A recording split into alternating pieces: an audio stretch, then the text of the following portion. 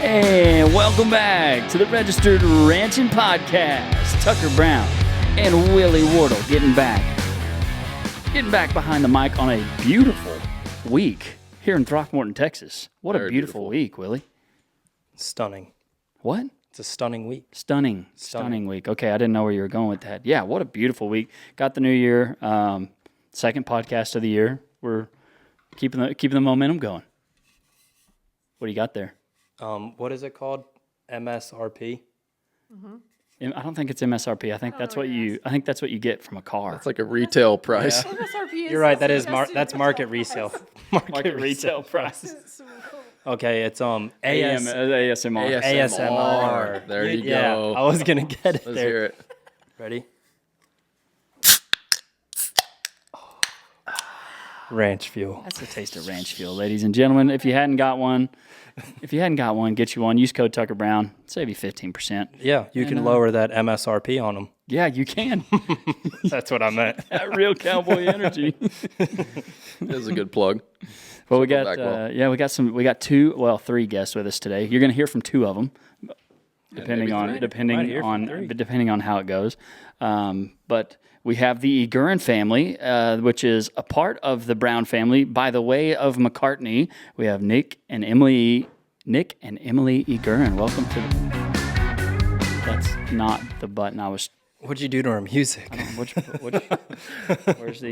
You hired a new band. Oh, There you go. still okay. I messed it up. Here, I'll do this. What song do you guys want? Here I we can go. hum it. Ready? Did it do it? No. No, No. You broke it. dude. This is going very smoothly Did it do so it? far. Nothing. There's a clap. There we go. Thank you. I could Thank you. clap. Thank you. I had to try really hard for that. Here, I'll yell at the live Golly. audience. What are you guys doing? Come on. Follow the signals. I had to try really hard for that. Yeah, welcome to the podcast, guys. Thank you. Thanks for having us. And I forgot to mention the third, The third. beautiful Blaze. Blazy. She's named Blazy. What's her whole name? Blaze Catherine. Blaze Catherine. You'll probably have to bring that a little closer. You can move it. Test. Is it good? Better. It's good. Okay. Yeah, Blaze, sleeping it up right now. So we might, you mentioned it, we might hear from Blaze. Mm-hmm. Yeah, welcome to the pod. Wanted to bring you on. Blaze. Nick comes all the way from Oregon. Yes, sir. And I feel like it was everyone's goal was to get Emily married. Like, I think Laurie took that personally of like her goal of getting Emily married. It was and, a It's kind of a. tough task. Kind of. You had high expectations. True or false? Yeah, true. True. Yeah. Nobody met him, and then all of a sudden, this dude from Oregon. What? Yeah, Oregon. It's Basco. The Basco. Yeah, you're gonna have to talk about Drinks that wine later. and Coke and Don't hold talks it really against loud. him. Don't hold it against him. Yeah. But Don't knock it till you try it. yeah. all I'll say. Well, Wine and I Coke. tried it, so I'm gonna knock that. Yeah, it's out on the wine part. I haven't tried it. Out on the wine. Don't let him lie. When he tried it, he was like, "Hey, it's not that bad." I like. you lied I to him. disliked it less than I actually thought I would. So that's basically that you like. I'm gonna have to try that. Oh, I Any didn't wine like or a it. particular It wine? was just like, Yeah. The worse the wine, the more Coke. Okay. Yeah. So it's like the same thing with whiskey. Yeah. Basically. I'm a big Crown and Coke guy. I love Crown and Coke. The Bascos are traditionally poor sheep herders from Spain, and so they cooked a lot of cheap cuts of meat with tomatoes and mixed cheap wine with Coke so they could drink it. So anyway, yeah. But it's pretty good. Huh. So, I'm gonna try it. yep. well, I don't think I've mentioned it yet. Emily, my cousin, got to grow up with Emily, being basically the same age, and it was pretty much just you and me running Throckmorton as the cousins, right? Yeah, we were super cool. We're pretty much running it. I can But imagine. for the Brown clan, Brown McCartney clan, we were. All the other cousins that kind of were either older or younger or not here. It was us. Yeah, we were the oldest for a while. And then, Emily is the Roadrunner. Are you the Roadrunner? The Roadrunner. I don't know. I don't know if I'm the Roadrunner. The Roadrunner? A Roadrunner. I don't know. There's someone who has a tattoo of your logo on them. Yeah, there's two people I know of. Really? actually. Who knows if there's more? But I don't know. I think you're the real Roadrunner because every time I've seen another Roadrunner, I've called them a fraud, and they don't like that. It's the truth. Emily. You're the real one. Yeah. Emily's a photographer, Roadrunner Gallery, right? Mm-hmm. Roadrunner Gallery does some Western photography, and kind of, that holds you down to your roots. That's what you like. I've heard you've been asked to do other things than Western. Is that right? Like some weddings and stuff. Have you been asked to do? I did weddings early on in my photography career, but I quickly learned that just wasn't really where my heart was at. Not your thing. Yeah, I didn't serve my clients as good as someone that was really passionate about the wedding industry could. So then I kind of moved over just to doing portraits. So I did a lot of senior portraits, family portraits, stuff like that, like around Throckmorton when I was still in high school. And then I went to college in Lubbock, went to Texas Tech. And so I did a lot of portraits around the Lubbock and Panhandle area and stuff. And then when I graduated, I moved over to more of the Western ag commercial side of photography, and that's really what I like shooting. And then shooting By editorial. commercial side, what do you mean? Commercial meaning for businesses to make money off of the images. Okay. So when I shoot for Yeti, B&W trailer hitches, Flex. I was about to say, she said Yeti. I was like, flex. companies like that. So that's called a commercial shoot because it's not just for them to print and hang on their wall. It's for them to use in ads, digital marketing, social media, things like that to sell their product. Dang. And also, there have been people dress up as Emily McCartney for Halloween. Really? That did happen once. Yeah. That was really cute. It was a little girl. It was pretty cool. It was a pretty cool little girl here in town dressed up as Emily McCartney. That's pretty cool. She wear tail feathers and No. fast, or She wore She had her a ball Roadrunner cap on. cap yeah, a and little Roadrunner the ball jeans cap. I wear or used to wear and a camera around her neck. that is cool. Yeah, that was, how long ago was that? Not too long. Oh, like 4 years ago, probably. Longer than I thought. Yeah. You're getting old. I know. I have a baby. I just turned 30. Dirty 30. And then you just happened to find this guy in Oregon. Yep. Like you just social media. Yeah. Did you slide in the DMs? No, he actually wouldn't add me back on Instagram. That's right. That's right. Yep. That's how it's done. He thought I was a spam account because I had so many followers. So many followers. Yeah, I was like, all these accounts like that, they'll follow you, and then you're like, oh, that's cool. So you follow them, and then like 2 days later, they unfollow you. And I was like, I ain't I doing clicked that. on it. I'm like, no, you ain't I getting already me. know what's going to happen ain't getting me. here. Yeah. So anyway, Yeah, so I had turns out to. it was my future wife. Yeah, so I had to contact a mutual friend and be like, "Hey, how well do you know this guy?" And she was like, "Oh, wait, y'all need to meet. Y'all would be a great couple." And then, yeah, Look at you So guys now. here we photography are. Yep. brought you together? Well, sort of. Yeah. Yeah, the reason I knew the mutual friend was because I did photos for them. They lived in Idaho and Nevada, and so they knew who Nick was, and yeah, so that was my connection. Since the old Instagram follow didn't Didn't get his it? attention, yeah. You so got to be then they- careful. There's a lot of scams out there. There is. Hey. Yeah, Nick wasn't going to be a victim. Not on my watch. Not on my watch. Yeah. Not happening. That's great. So, Emily, I feel like there's been a big push towards Western photography, and I'm just looking from on the outside looking in. Seems like there's a lot of people interested in Western photography, whether it's the Yellowstone effect or whatever. But you've been, gosh, when did you start the Roadrunner? Well, I started doing photos when I was in high school, so when I was like 16. Yeah. But I like rebranded and then started the Roadrunner Gallery stuff around 2016. Mm-hmm. Yeah, like right before I went full time when I graduated college. I feel like that took you a lot of places because you were traveling to a lot of ranches and I don't know a lot, but you were traveling to New Mexico and you in rodeos in Idaho and Oregon.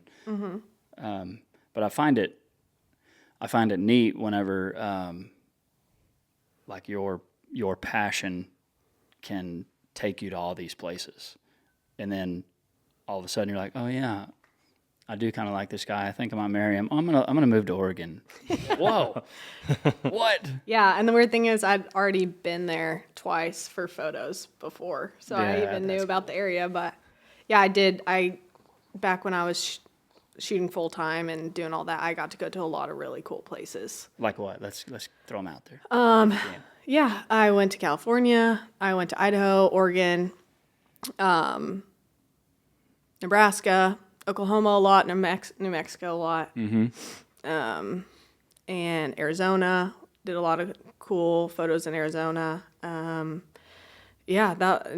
I was single and had just enough money to buy flights and go. It was just so fun. Like, I look back now and I'm really thankful I pretty much didn't say no to any jobs. And I don't have any regrets about like my 20s and just kind of lone wolfing That makes it you with my sound pretty camera. old. I know. My husband tells me every day how old I am. She was married to the game. Married That's what I'm Robert. talking I about. was hustling, okay? She was hustling. Yeah. I know. You were everywhere.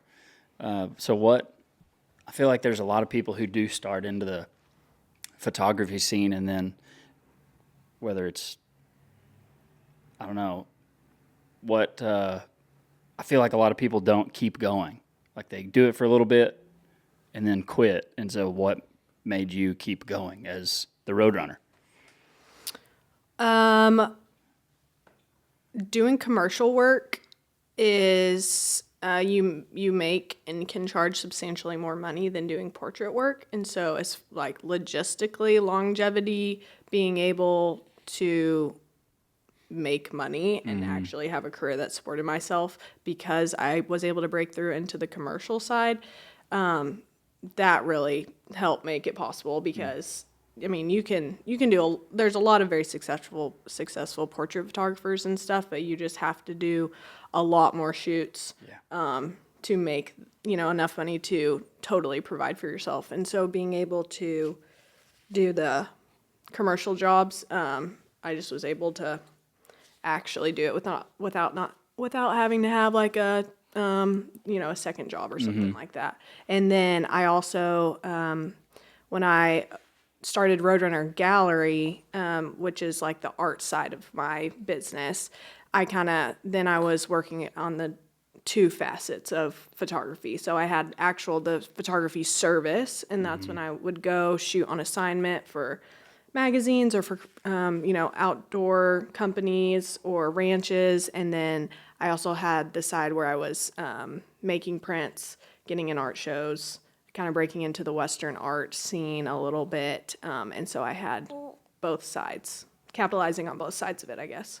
So now on the art side, your Roadrunner Gallery is selling pictures. Is that the right word? Selling art. Yep. We have one hanging in our house. Yeah, it's over your our mantle. Yeah. Front and center. Above the fireplace. So all I know is, what horses are they? It's from Haythorn Ranch. Haythorn. Yep. Yeah. I just tell them they're ours. Yeah, that's Snap's mom right That's fine. there. Yeah, but they can go where? Roadrunnergallery.com? EmilyMcCartneyphotography.com.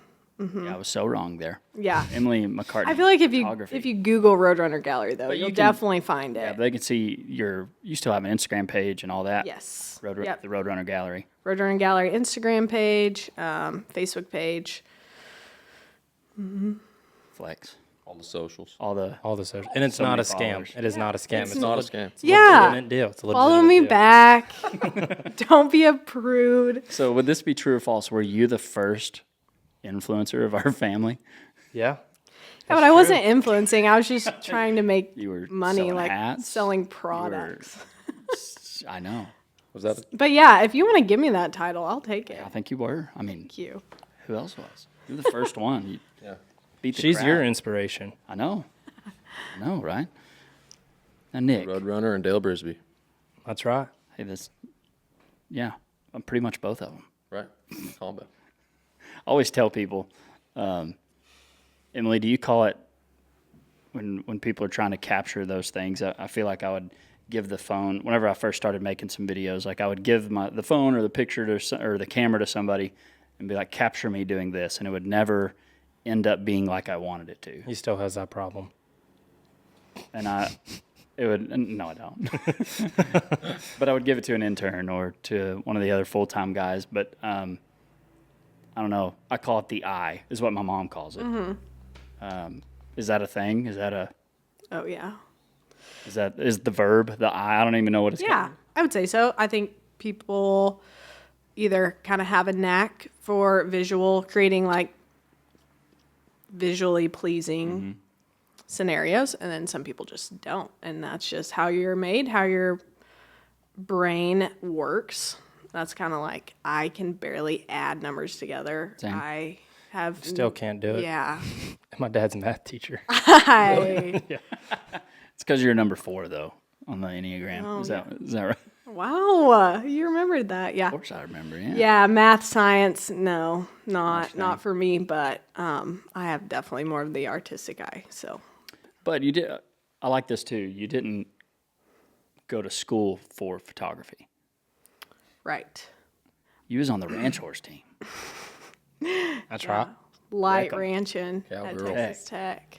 She was on the ranch horse team, which we have an event coming up that we'll talk about later Oh, yeah. at the ranch. What are you talking about? Registered Ranching Horse Show? No, not quite. Did you picture yourself being on the ranch horse team whenever you were in high school? Yeah, actually before that, Dang, I when didn't I know was in junior high, they started the team, And that was that you wanted it. and I actually still have a little piece of paper that was like my long-term goals. Really? And to be on the Okay, that's Texas Tech cool. ranch horse team was one of them. That's pretty cool. So That's pretty cool. Were you on the Cal Poly ranch horse team? You're on the rodeo team, weren't you? Rodeo team. He's a rodeo man. He ain't got time for that. I always heard there was Rodeo like man. a clash between the equestrian, the ranch horse, and the rodeo teams. Like that. We don't have a ranch horse, or Capella didn't have a ranch horse team, but there is an equestrian center, and they were kind of a, lower level, and then they built this massive fancy facility, and then we were kind of like, hey, would you mind, A rodeo team? So then they were too cool for us, and anyway, but yeah. So it's just like an equestrian team? That doesn't sound as cool. Yeah, no. Oh, to be That's honest. what Josie was before. There's equestrian. They wear started helmets dating and Lanham. stuff. Yeah, they wear helmets. Yeah. Yeah. Pass. Emily, They get good grades. he's dying over there. Pass. y'all are offending so many people. Cancel me. My name's Willie Wardle. You can find me on Instagram. Cancel me. I said what I said. But you're no stranger, Nick, to the horse show world. No, Nick makes cool horses. That's my quote. Copyright. That is Willie Wardle. Quote unquote. Nick makes cool horses, LLC. It's Willie funny. Yeah. It's really good. Really good, yeah. Yeah, I mean, I've been around it, kind of always looked in from afar and like admired, wanted to be a part of it, but my family rodeoed. That was kind of our hobby, I guess you could say. And so I just kind of never really could do it. And so it's been really cool since being closer to your family and everybody in your family that does it to be able to, well, there you go. You heard from Blaze. Yeah, we did. We knew it. hearing from Blaze. Yep. To be able to learn more about it. Showed my first horse last winter. Showed a little bit this summer. Mm-hmm. So it's been really cool. I didn't know last winter was your first show. Cowboy class last year at the Celebration was the first time I showed a horse. What's the celebration? The Celebration of Champions in Fort Worth. Gotcha. It's the NRCHA World Show. So kind of basically all of February. And they had a cowboy class. Miles kind of headed it up, I think, did a lot for it. And he called me and was like, hey, do you have anything that you could maybe get through a run on, And then Lanham and I basically in 2 weeks tried to make a horse so he could change leads and stuff. And anyway, it was fun. I do remember that. I remember you working on it Right. out at the arena. But I didn't know that was your first one. First one, show. yeah. That's how good he was. Just natural. Look at him It now. didn't do any good, but I was entered. I would be a wreck if you saw me. I don't even know the pattern. I'd forget that. Like, I'm just going to wing this one here, boys. Just keep going around in circles. But now, are you doing more horse shows? A little bit. Yeah, I'm trying to get into it a little bit more. So, yeah, I haven't. Not that I rodeoed hard, but I went to a bunch of amateur rodeos in the Northwest for a while and stuff, and then. What were you rodeoing? As you were rodeoing, what were you doing? Just team roping. Team roping. You know, it was Cole Snyder from back in the day. Dude, he told us about Snyder, it. Yeah. Pretty Montana. cool. He told us about that. You did. You told us about that. Cole hadn't yet. I need to ask him about that. Yeah, we met when he was in Montana. I don't know if he wasn't at the Dragon Y then. I don't know what he was doing. He was in Dillon. Big Ben? Maybe. Where's that at? Yeah. That might be around. He was around Dillon because we went to we went a bunch of us went to a comedy show in some tiny town in Montana one night, which is super random. And we picked him up at a gas station. That sounds like Cole. And apparently he had been misinformed, and he was wearing a full Canadian tuxedo suit, and everybody else was very casually dressed. And he was not just like the Canadian tuxedo you're wearing now. No, correct. No, he was wearing like an actual. He was sports wearing coat. yeah, He was wearing like a he had suit. like a vest That was and denim. dress shoes and Wow. yeah. And he was never a little, breaks but he character. doesn't get uncomfortable. You know? No, Like, he's he the just man. makes it cool. So We'd always joke around and be like, Cole never breaks character. Like we'd always be waiting, like surely this is an act. Yeah. And he never like that's just Cole. that's just him. He's the man. He's the man. He's the man. Yeah, he is. Nick, what's the biggest differences and similarities between showing horses and rodeoing? Since you have experience in both now.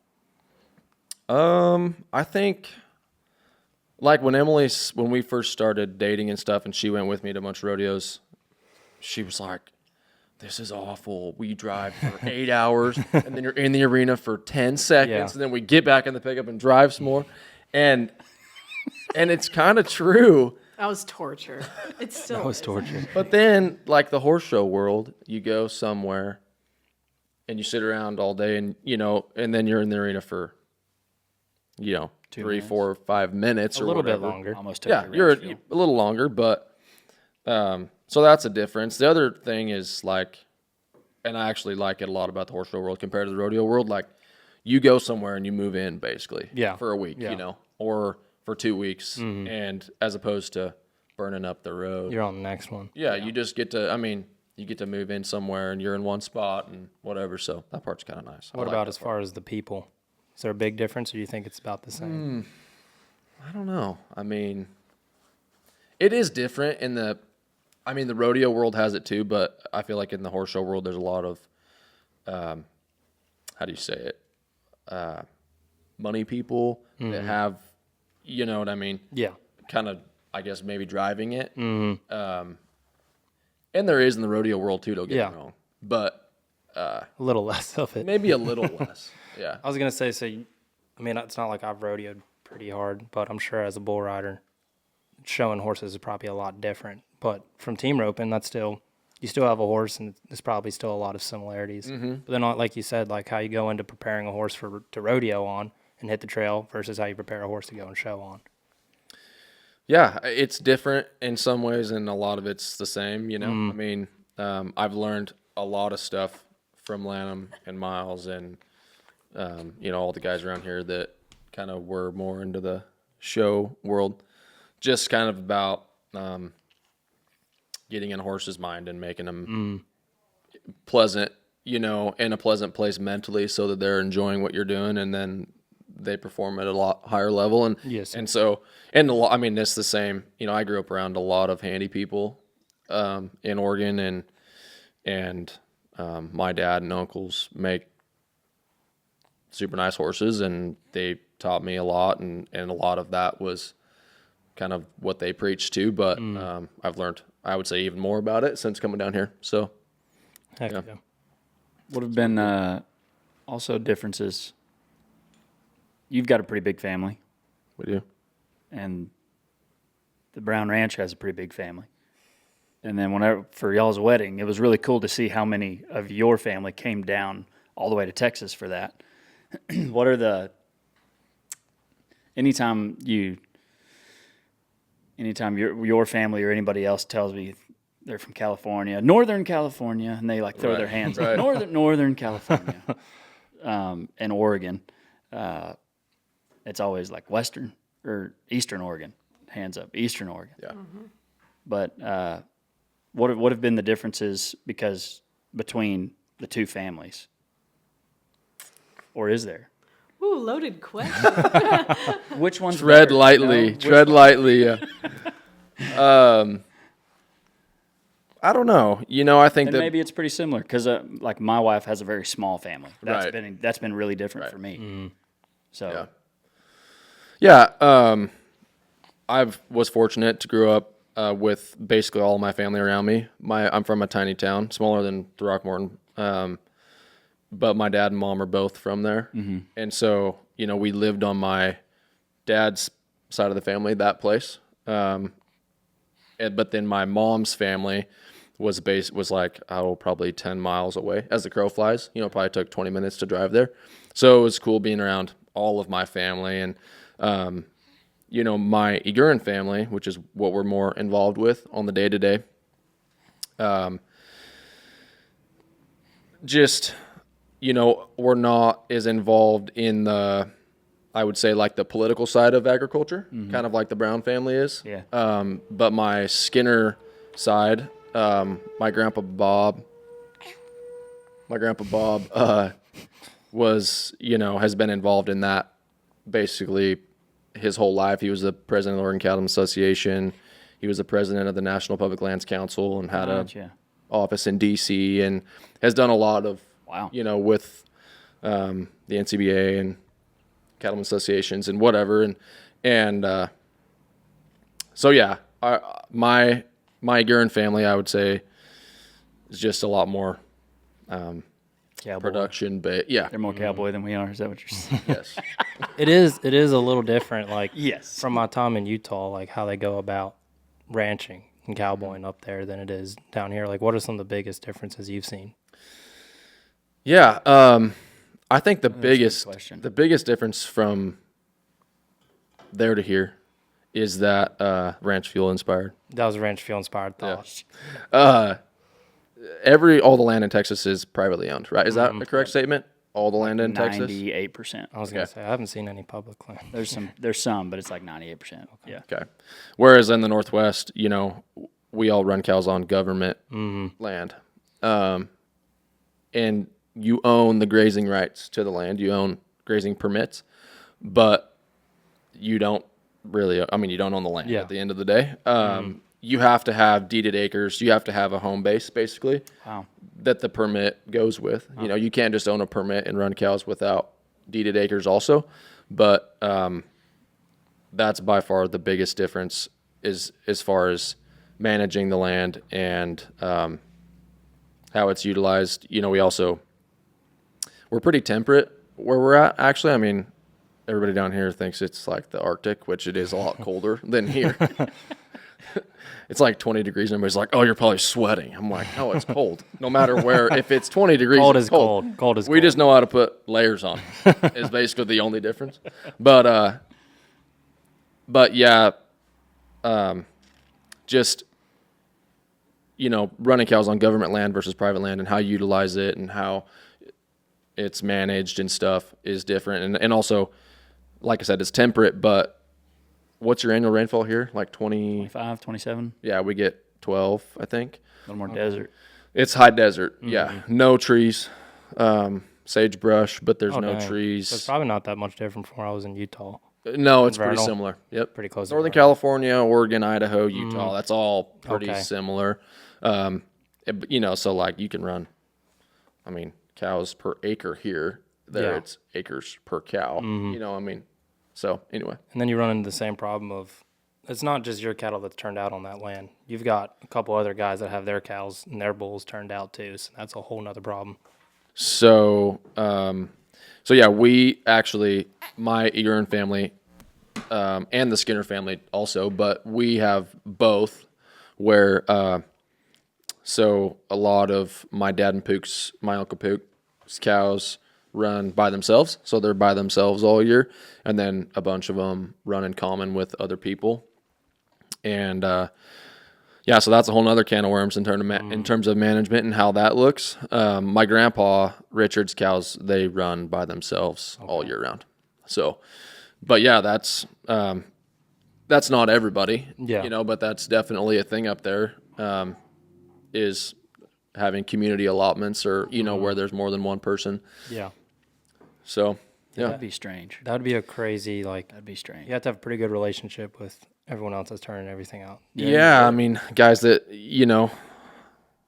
it doesn't make you a lesser or greater, but, like we have Black Angus cows and there's guys turning out Charolais bulls or Hereford bulls or whatever, and it's like, it's tough. It seems like even the bull side, I didn't even think about that. Right. Yeah. I was just thinking about like grazing management. Oh, yeah. And now you talk about that. You have that'd be hard to manage your genetics.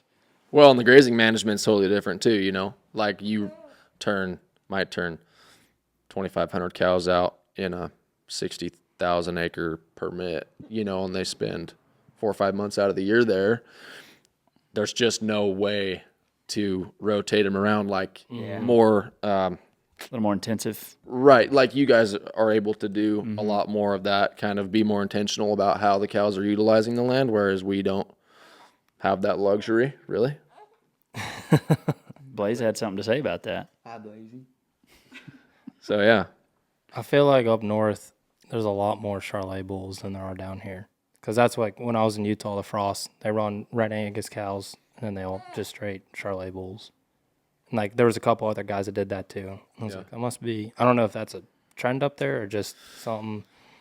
There are, I'm just trying to think of right around Jordan Valley. I think there's 2 operations that have Charolais cows. I think that's it. And pretty much everybody else has kind of gone for what the market demands. Like my Skinner side have red Angus, and we have Black Angus, and there's for the most part red or black cows. Yes, sir. So, what is the best place you've ever bought bulls, and why is it the R.A. Brown Ranch? I can't afford R.A. Brown Ranch bulls. No, I'm kidding. But yeah, I've been to a bunch of sales, and they're beautiful animals. That's for sure. Yep. I got to go to the Pacific Northwest for the first time this year, for the first time ever. And it was last year. Was not even. It wasn't just. It was like a cool place. Yeah, I was at Pendleton, Oregon. Dude. Pendleton Roundup. Pendleton, That's right. That was jealous. so cool. Letterbuck. I've never been. You've never been? Next year. Not yet. I got to watch Nick rope. I got to enter. Yep. There wasn't really, enough money actually added missed this year. I was like so close. I was watching the slack. I didn't get to watch you rope. Yeah. Had to leave. Didn't miss much. Huh? You didn't miss much. No. But if you've never been to a rodeo, a roundup. Pretty good one. Not to a go rodeo, I kept getting told because I was calling it the Pendleton Rodeo, and they're like, roundup. They would tell me. That's usually what the Texans do to me. Correct my terminology. Yeah, we're going to go It's barbecue. not a leppy. It's a doggy. A what? We call them leppies. What? Like a leppy calf. Like a cross. You call it a doggy. A dogie. Dude, I've never Dogie. heard leppy. Or tanks. Whoa. Yeah. You guys call them tanks. I got corrected so many times by Dale calling them ponds. It's like, yeah, there's stuff over there by the pond. I'm like, it's called a tank. Yep. I've never heard of such. Huh? Emily, have you had to learn any other northern lingo? Yeah, a lot. The other first one that really confused me, yeah, leppy was one of them, and then they say they're gonna part cows instead of sort them. Part? Yeah. Part So we're 'em. gonna go part cows, or we're gonna go Oh. part those bulls off, or we're gonna go. Yeah. Yeah, that'd be One interesting. day I finally was like, is parting the same as sorting, or is it different? He was like, no, it's the same. I'm like, okay, good. Now There's I a know lot of what's going stuff. on. Yeah. I'm trying to think of. You dally or Baxter Tom? Black has a pretty good poem Oh, that and it's actually hilarious because he does this whole like it's the Jordan Valley Buckaroos versus the Texans, really? and I sent Literally it to. our life. Yeah, about to say It is. It's hilarious. And as he's telling the story, it's a pretty good poem, anyways. But you're imagining like, Like Nick's family versus the Browns. yeah, wow. like, yeah, Nick versus Miles, in the milk. That and is awesome. It's pretty funny. Yeah. You have to, So would it be don't hurt me. I've never heard you say it might be another offending word. In Oregon, would you be considered a buckaroo or a cowboy? Not a buckaroo. Not a buckaroo. Yeah. I'll try. Yep. Where does that start? Where do the buckaroos? Yeah. Where I don't really know. Where are these buckaroos hiding out at? Yeah. The flat hatters, as they call them. Mm-hmm. I don't really know. I would say probably more like Nevada. I can see that. Nevada, Idaho. Like Elko area. Mm-hmm. Nevada, they have, Nevada, a good Nevada ranch is a really good ranch. I mean, Nevada's kind of a wasteland, but if you have a good ranch in Nevada, you see your cows like twice a year and they wean a 800-pound calf. And, Wow. Northern Nevada is actually pretty cool. Phenomenal. I've never been, I went to Vegas when I was working for Dale for the NFR, and I was like, golly, Nevada stinks. And then Jake was entered at, what is it? Elko calls it the Silver State Rodeo or Stampede, Silver State Stampede. Silver State Stampede. Give out silver spurs. Anyways, I went with Jake to that, and we get to Nevada, and I was like, what the heck? This is not what I was expecting. It was beautiful. Yeah. It was cool. Yeah. It is cool. Emily, you grew up going to, like myself, to our grandparents' bull sale in October. And I guess because of your junior high dream of being on the ranch horse team and all of my other handy cousins, we now have our own ranch horse competition. Yeah. And y'all are a big part of it this year. Probably, more than ever before in helping prepare that. What is it? So we have started hosting a horse event in March each year, in correlation with the March female and bull sale that your parents put on. Yep. So yeah, kind of like my generation, we're kind of back, we're involved. A lot of us really focus on the horse side of things. And so we have a 2-day horse event approaching, so it'll be March 10th and 11th. Yep. So the first day is a ranch horse show. So it's sanctioned through the Ranch Horse Association of America. So it's an RHAA show. So we're hosting it at the ranch, and we've had it a couple years, and it fills up super fast. It's quickly become what everyone says is their favorite RHAA show to enter, and so that's super flattering. That's cool. We try to make it a really fun one, and so we always get a great turnout for that. And then the second day of our event is our family and friends horse sale. So we are in the works of getting all that planned up, but looks like we're going to have about 35 head of really great horses, ranging between yearlings all the way to broodmares to roping horses to really broke ranch geldings. So I'm excited about this year, and there's a good group of us cousins and aunts and uncles that are working on that, and it's been super fun to be able to be involved in it, even when we're in Oregon. I'm still able to contribute, but we're back. Oh, Tell them, Blaze. She just wants to talk on the Tell them, podcast. Blaze. Yeah, but I feel like, I don't know, I always hear stories from I remember hearing stories from my grandparents about the ranches getting together and having ranch rodeos or just some summer ropings with other ranches. And I feel like this event has kind of become that for our generation. Getting all of these different cowboys from local as from Throckmorton, like Casey Mitchell was won the first saddle.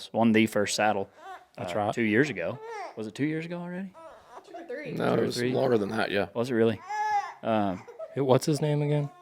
Huh? What's his name again? Casey Mitchell? Never heard of. Never heard of him. Never heard of her. Yeah, but it's been pretty cool, and now Nick, you're getting to be a part of it, showing your first horse last winter. You gonna get entered? Sure am. He's entered up. Do and what? You're selling a horse too. Selling a horse or two. My father-in-law, Todd McCartney, has some good horses in the sale.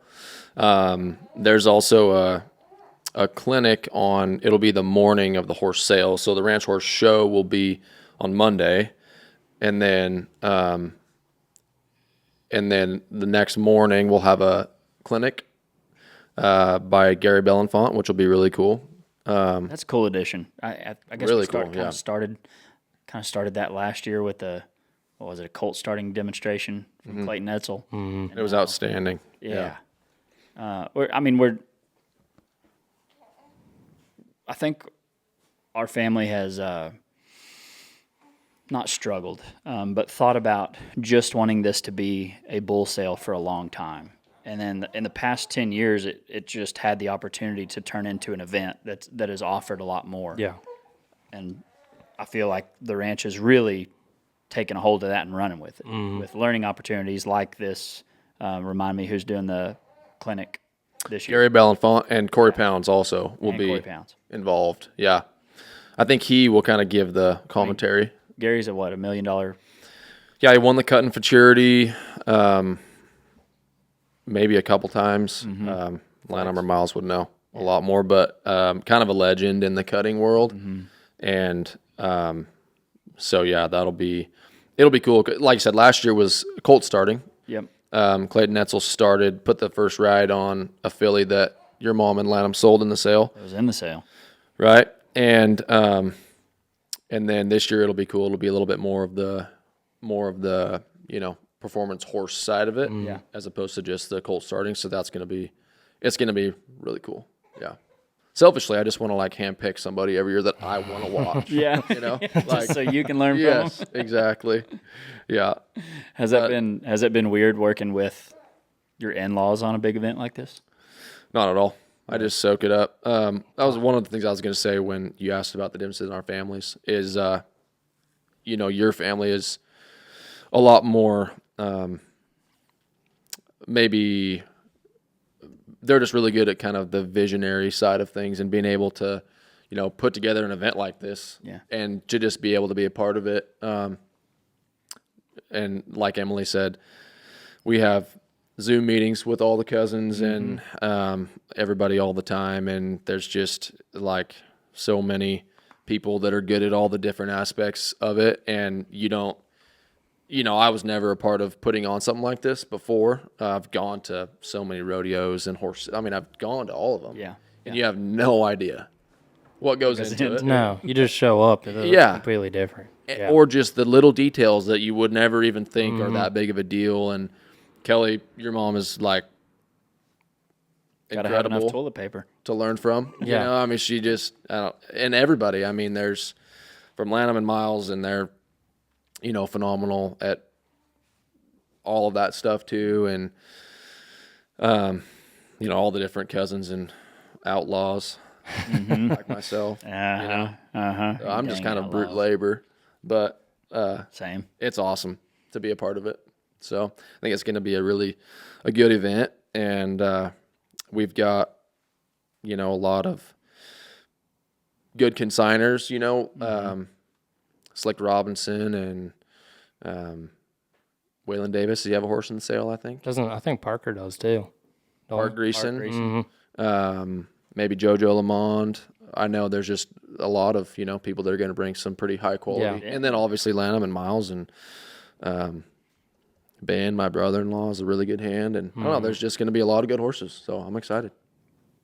Yeah, I think there's so much opportunity in the event being 5 years from now it's already really cool. I've always been on the bull side, right? And I love riding good horses. I just training them isn't my itch. Yeah, that's not the thing that itches my brain. And so it's cool to watch y'all because I'm glad y'all do. I get to ride good horses. I'm so lost. Absolutely. Going to the deal.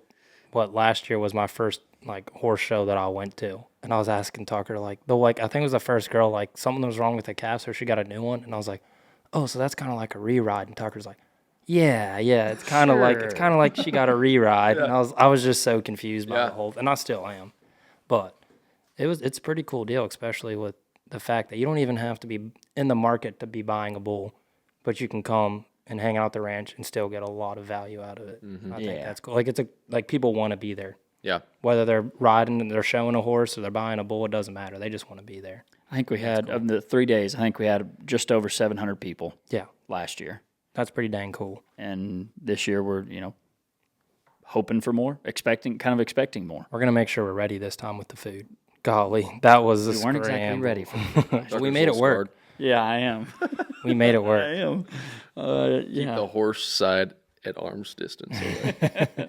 Yeah, I do love helping with it, and it's been fun. Like early, I was never involved in selling the weanlings before, but now I get to be boots on the ground and helping a little bit. But it's been super handy to have all the cousins, Emily, the other Browns, Ben and Todd and you, getting more involved in this, because I think that helps make the event. Oh, 100%. Because it's not just us.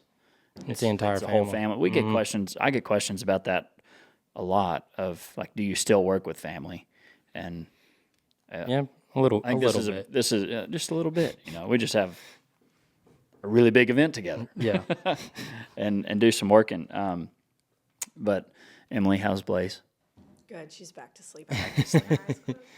They're cracked. They're getting there. Nick, what's it like having Mr. Todd as a father-in-law? Tell us about Mr. Todd, I guess, Mr. first. Todd? Because I'm a huge Mr. Todd fan. I love anytime I've got to go and do something, like I've been blessed to go over and just, whenever we're getting pretty slow at the ranch and Tucker doesn't need me to do something, I'll day work for him and go over and help him out. And every single time, it's a pleasure. It's a good time.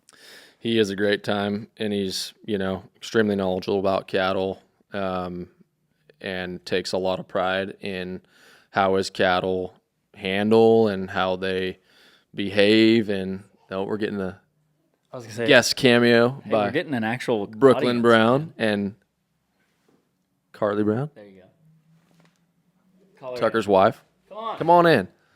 Brooklyn. Hi, Brookie.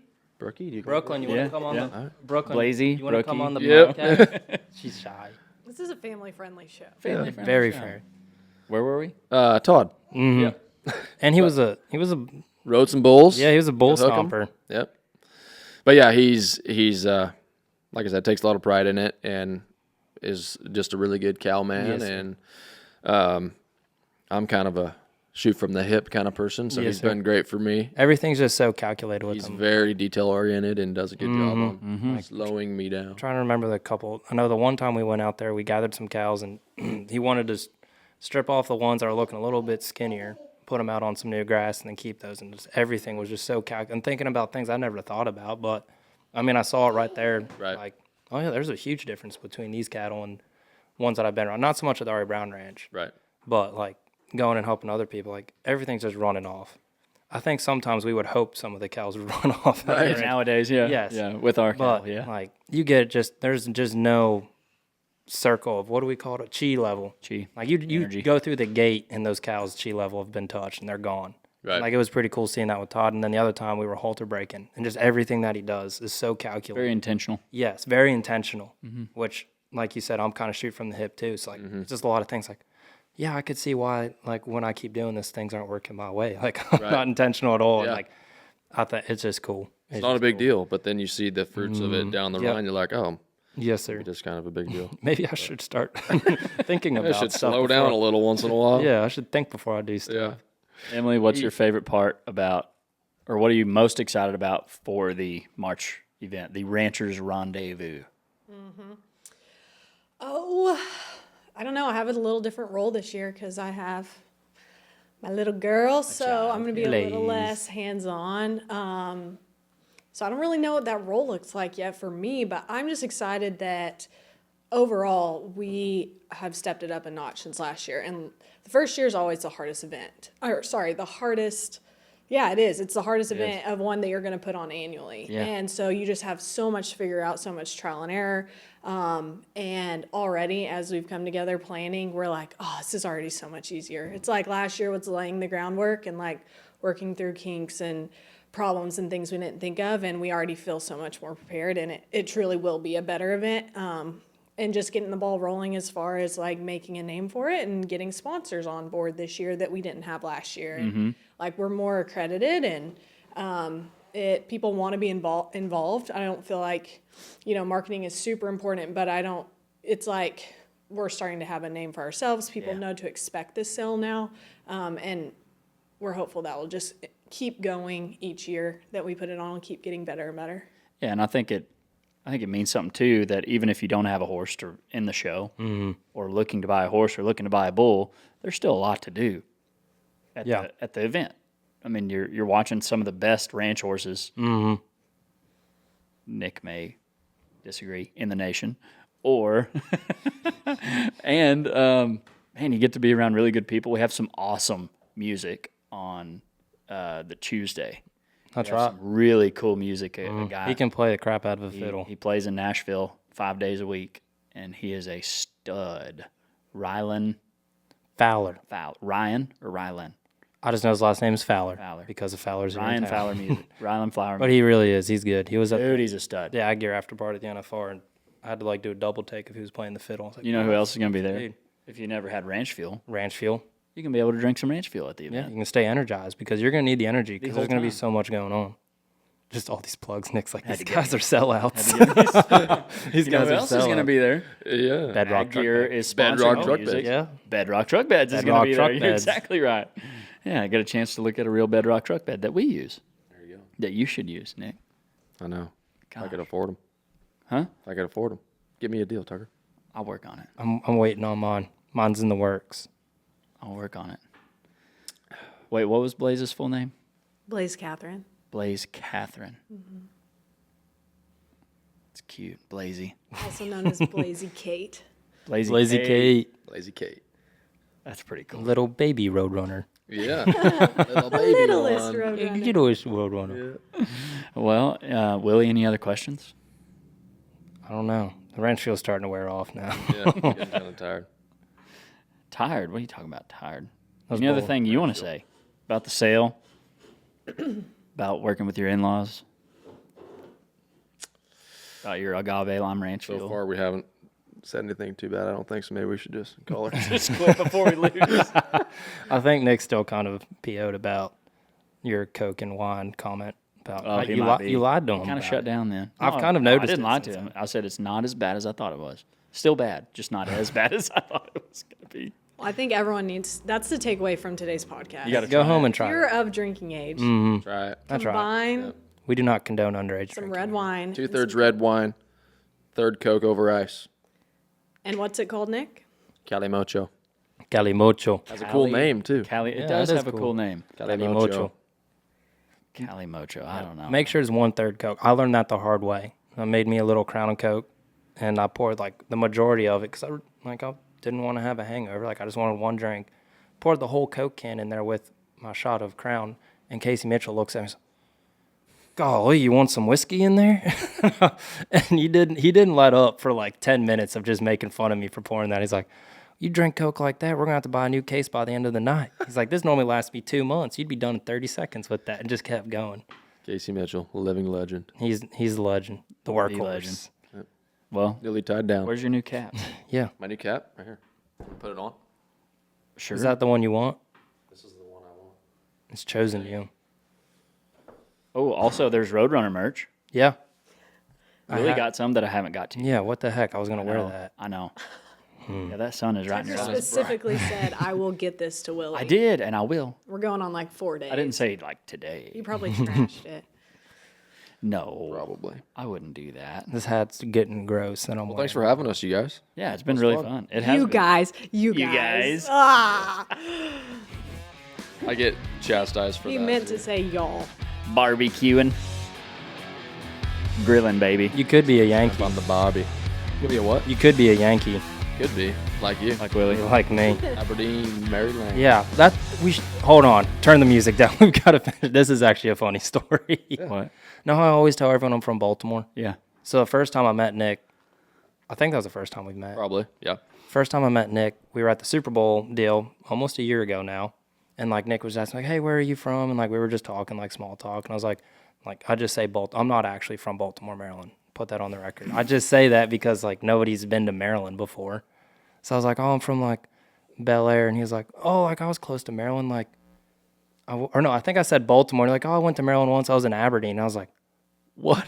Wait, I'm actually my I'm actually from there. I graduated from Aberdeen High School. That's what my diploma says is Aberdeen High School. And I was like, yeah, I'm not from Baltimore. You caught me. Yep. But like the odds that like he was in Aberdeen, Maryland when I was there. We were just within miles of each other. Yeah. Didn't even. Yeah, I don't know. Well, I mean, it was later in life, so you might not have been there. You might have been out in the world. Spurring bulls. Around what year was it? Probably 22 or something. 21. Yeah, I was in Texas by then. Yep. He's But giving bulls still. spur Brisbane. Trying to. Spur Brisbane. Still haven't given any bulls spur Brisbane, but one of these days. It's on Urban Dictionary. I looked it up. I saw it. It is. Urban yeah, Dictionary. You put it there. It was I mean, I don't know if you put it there, but you put it on that. no. It was some girl named Mom Lee did it in 2019. I don't know who Mom Lee is, but But it's on there. it's on there. I thought that was pretty cool. Anyways, you can turn the music. Sorry to interrupt. No, yeah. It was a good story to add to It's a the good end. story. It's my only good story. Are we going to get to hear, Emily, I feel like you got an announcer voice. Yeah. I knew you were going to do this. How did you know? Announce Tucker. He's about to go. When should they come? When's the event? This is not for me. When's the event? This is for Nick. It's not. No. I'm pulling a cousin card. It can be for Nick. You call the shots in this marriage. I mean, you can tell him. I call the shots? No. Said she calls it. Yeah, you know her. Nick's like, I just work here. You've known her longer than I do. All right, Nick. Let's hear. When should they come to when's the sale? Ranchers Rendezvous. I'm not an announcer either. Ladies and gentlemen, Yeah. mark your calendars for March 10th and 11th, 2025. Ranchers Rendezvous, Throckmorton, Texas. That was not a good announcer voice. No, it was pretty good. I'm pretty bad at it, and I've managed to not have done it yet. But I edit the videos, so I can just cut myself out. He gets by. Yeah, come see us March 10th, 11th, and 12th. You're not gonna want to miss it. What is it, 35 horses? 25. 35 horses, ranch horse show, ranch fuel, bedrock. It will be fun. Come say hello. That's Nick and Emily Eiguren one more time. Thank you very much for being on the pod. And Blaze. You're right. You've been listening to the Registered Ranching Podcast. Make sure and check us out on social media. Give that 5-star review. Really helps us out. Yeah. Really. Thank you, sir. Hey, thank you. Pleasure was mine. Until next time, folks, we love you. God bless. But don't forget, y'all stay classy. And ranch on them. That was really loud. Y'all ranch on them.